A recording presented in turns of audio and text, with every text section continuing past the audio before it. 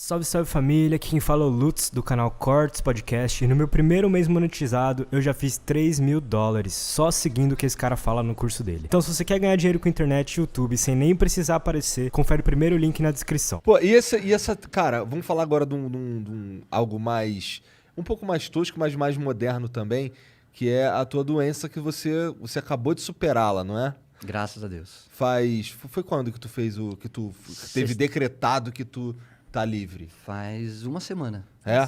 Foi sexta-feira retrasada, vai. É? É. E como é que foi encarar isso, cara, pra você? Cara, tipo, na hora que você recebe a notícia, é uma porrada, né?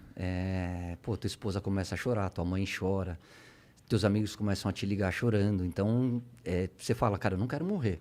Claro. Pô, eu sempre fui um cara saudável, sempre fiz exercício, sempre me cuidei. De repente me aparece um linfoma. Eu fui fazer uma fisioterapia de prevenção para o joelho, porque eu tenho 3 cirurgias no joelho, então eu alongo, de vez em quando ele dá uma soltada. E no final ele me achou mais tenso e falou, vira, quero alongar teu pescoço. E ele achou um caroço. Eu falei, pô, você viu que tem um carocinho aqui? Cara, eu pus a mão assim e falei, não vi, mas tem mesmo.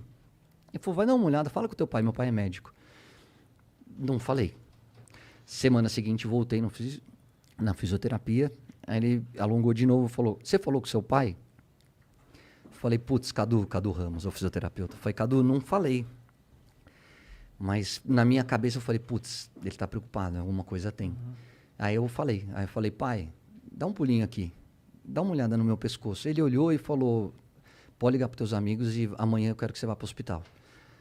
Eu falei, por que você acha que preocupa? Ele falou, quando eu bato o olho, filho, meu pai é patologista clínico, né, laboratório, faz exame de sangue, esses exames. Ele falou, eu sei quando é uma lesão muscular, quando é uma picada de inseto e dessa vez eu não sei o que é. E se eu não sei, você tem que checar. Eu entrei no hospital, fiz todos os exames e foi detectado um linfoma de Hodgkin, que é um tipo, graças a Deus, o menos agressivo de um tipo de câncer. Eu tinha o Caioba Soccer Camp, que é um camp que eu faço para as crianças. 7 dias depois, isso tudo foi numa quinta, não nesse fim de semana, no outro, 10 dias depois eu tinha o camp na Bahia, a gente estava 1 ano e meio sem fazer o Caioba. E logo em seguida eu voltava da Bahia direto para o Rio de Janeiro para fazer as Olimpíadas. Então, assim, primeiro você administra. Você chora, você fica preocupado, você fala, cara, meus filhos, não posso morrer, não é minha hora ainda. E aí depois você tem 2 opções, ou você afunda ou você enfrenta. E eu peguei minha esposa e falei, apareceu. Não cabe a nós a gente se questionar, a gente se queixar, a gente perguntar o porquê. Apareceu, vamos resolver. E aí eu escolhi um médico que foi, acho que pelo menos 50% do tratamento. Porque ele falou para mim, ele falou, o que você quer fazer? Eu falei, eu quero ir pro Caioba e eu preciso fazer as Olimpíadas. Ele falou, quanto tempo? Eu falei, 1 mês. Ele falou, pode ir. Pode ir porque eu preciso que você esteja com a cabeça boa e eu preciso que você esteja forte para enfrentar a quimioterapia. E aí eu fiz tudo isso, fiz as Olimpíadas já sabendo do câncer, não contei para ninguém. Voltei e comecei a quimioterapia, foram 2 meses de químio. Falei com o meu médico, ele falou, Caio, acho que você vai conseguir passar por ela continuando a trabalhar e sem ninguém saber. Eu falei, é contagioso? Ele falou, nem um pouco. Você não oferece perigo para ninguém. Eu falei, qual é o risco? Ele falou, um mal-estar, o enjoo, algumas dores que vão surgir no teu corpo, porque é um tratamento agressivo. E eu falei, tá tudo certo. Minha vida inteira foi trabalhar no limiar da dor, porque como atleta, volto a dizer, eu tenho 3 cirurgias de joelho, um nariz quebrado, ponto pela cara inteira, um ombro fora do lugar, torção, lesão muscular, praticamente um Frankenstein do esporte. Então, assim, a dor não me incomoda, eu sei lidar com ela. Eu falei, vambora, então vambora. E a minha preocupação passou a ser o meu filho. E eu não queria que ele soubesse, que ele sofresse, que ele achasse que fosse acontecer alguma coisa de grave. Até o momento que era um dos riscos do efeito colateral, a queda de cabelo. E começou a cair. E aí eu vou falar para vocês que eu fiz assim uns 4 ou 5 jogos, fora os programas, com maquiagem pra caramba, porque eu tinha muita falha na cabeça. Então a minha esposa passava aquela tinta preta, depois ela passava aquele pozinho preto e vambora. E ao invés de chegar 1 hora antes do jogo, eu chegava 20 minutos antes do jogo. Os caras, pô, você tá chegando em cima da hora. Eu falei, não, E na minha cabeça eu falei, eu sei que não é o certo, mas eles 1 hora vão entender. E acabava o jogo, eu ia embora, não ficava pra resenha. Por quê? Porque se você puxa meu cabelo, ele cai. E muitas vezes, se você encosta em mim, ele também cairia. Eu puxando o cabelo, eu ficaria careca.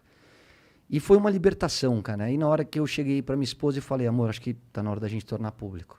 Liguei para Globo, agradeço aos meus diretores, a Joana e o GG, porque eles foram muito legais. Eles falaram, primeiro, a decisão é sua, o que você quer fazer? Eu falei, eu quero tornar público.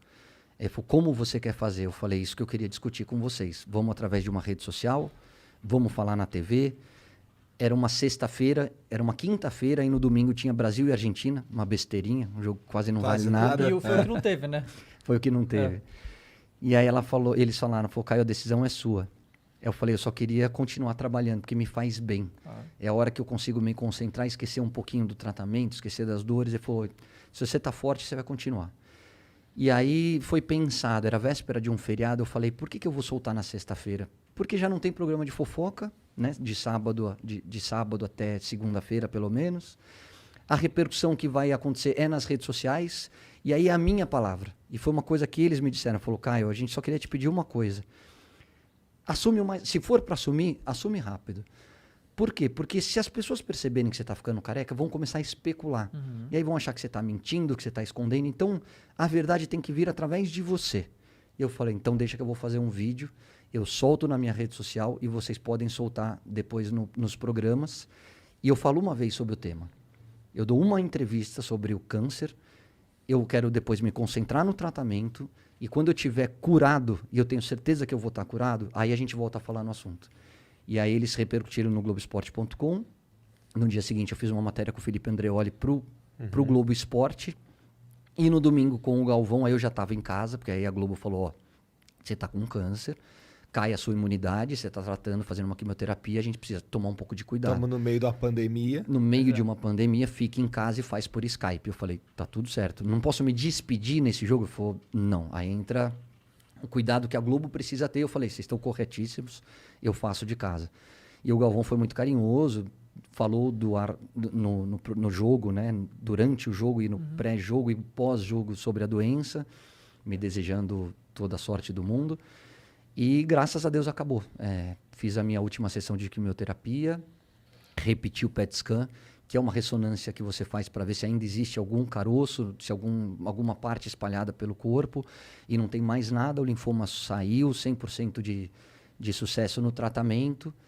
E aí eu falei, então agora vamos falar sobre o assunto, porque eu acho que eu recebi tanta mensagem carinhosa, e-mail, nas redes sociais, ligações, mensagens pelo WhatsApp, mas de tanta, muito mais do que eu acho que eu mereço, muito mais do que eu imaginava, de gente falando, cara, eu tô te colocando na minha oração, vai dar tudo certo. Pô, o meu vídeo deu 1,5 milhão de visualizações, é um número surreal, eu nunca tive esse alcance. E aí você fala, puxa, é legal, faz bem fazer o bem. Talvez agora eu esteja tendo um retorno que eu nunca imaginei, mas, poxa, eu sempre fui um cara que tentei tratar todo mundo com respeito, com carinho, respeitando as diferenças. E eu acho que isso é um legado do esporte, sabe? De você você joga e depende do cara do teu lado. Então, ele é mais pobre, ele é branco, ele é preto, ele é mais rico, ele é mais bonito, ele é mais... Dane-se, ali a gente tá junto. Então, eu sou um cara que aprendi a respeitar todo mundo e lidar com as diferenças de uma maneira que é o que eu procuro passar para a educação dos meus filhos. E aí eu falei, cara, num primeiro momento é só carinho e, cara, você vai sair dessa. Num segundo momento foi muita gente dizendo, eu já passei por isso, eu estou passando por isso, ou eu tenho algum familiar ou amigo passando e você não sabe como o teu vídeo fez bem. E eu falei, cara, é legal falar sobre o assunto, mas não falar sobre o assunto se vitimizando. É legal falar sobre o assunto mostrando assim, cara, enfrenta. Acredita na medicina, e a gente tem muitos caras bons, muitos médicos e médicas boas. A medicina no Brasil é uma referência. Você tem uma família boa do teu lado, você tem bons amigos. Levanta a cabeça e vamos em frente, porque tem fim e tem cura. E é uma coisa que eu aprendi. A primeira conquista é o diagnóstico da doença. Quanto mais rápido você diagnosticar, maior é o sucesso do tratamento. E eu diagnostiquei muito rápido. Graças a Deus, estava só no pescoço. Graças a Deus, hoje eu estou zerado, sem risco nenhum. Começa uma radioterapia agora, que é leve, que não é nada demais. Mas como diz o Galvão, eu nunca encarei dessa forma, tá? Na minha cabeça era me manter forte, blindar um pouquinho meus filhos para que eles não sofressem com isso e passar de uma maneira muito serena por todo esse processo. Mas o Galvão falou é o maior de um cara que se dedicou ao esporte, é o maior jogo da tua vida. E você vai vencer. E eu venci. Foi difícil? Foi difícil. 2 meses enjoo, algumas coisas, umas dores abdominais, tem dias mais fáceis, tem dias menos fáceis. Tem momentos que você fica em casa, tem momento que cai tua imunidade, putz, você tem um aniversário de um parente, você tem alguma coisa que você tá louco para ir, mesmo respeitando todos os protocolos de Covid, mas você pode estar lá, mas você fala, cara, você não pode, porque tua imunidade tá no 0, e aí se você pegar uma infecção, aí complica de verdade. Então você fica 2 meses em casa, cara. Você fica 2 meses jogado no sofá. Eu ainda disputei um campeonato de tênis, enfrentei, assim, o médico falou, vai até o seu limite. Se você acha que dá, treina, joga e não muda a tua rotina. Mas você vai sentir uma fadiga do tratamento. A partir da 3ª sessão já não conseguia mais. Aí você tá mais fraco, você cansa, sabe? Fica ofegante, você fala, opa, é hora de parar. Mas o importante é que acabou. E acabou e eu sou muito grato a todas as pessoas que de alguma maneira tiraram um tempinho do seu dia para me mandar uma mensagem, para me colocar na sua oração. As famílias do Caioba, que é o nosso camp, que me entregaram um terço, uma imagem. Cara, foi especial. Foi com certeza, no momento de maior dificuldade da minha vida, o momento que eu senti mais amado desses meus 46 anos de existência. Você estava receoso em, porque você não falou para ninguém, né? Não, só falei. Falei pro meu pai, para minha mãe e para os meus sócios, porque quando eu recebi o diagnóstico do linfoma, eles estavam comigo.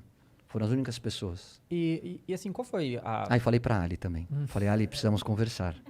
Acho que como você tá marcando um monte de coisa, é melhor a gente tomar um pouco de cuidado. Você tava com receio de como que ia ser a visão pública, se você falasse? Ou... Não. Então, por que você não falou antes?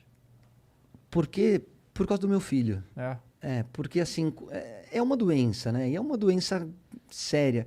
Cara, hoje eu falo numa boa, assim, como a gente tá batendo esse papo.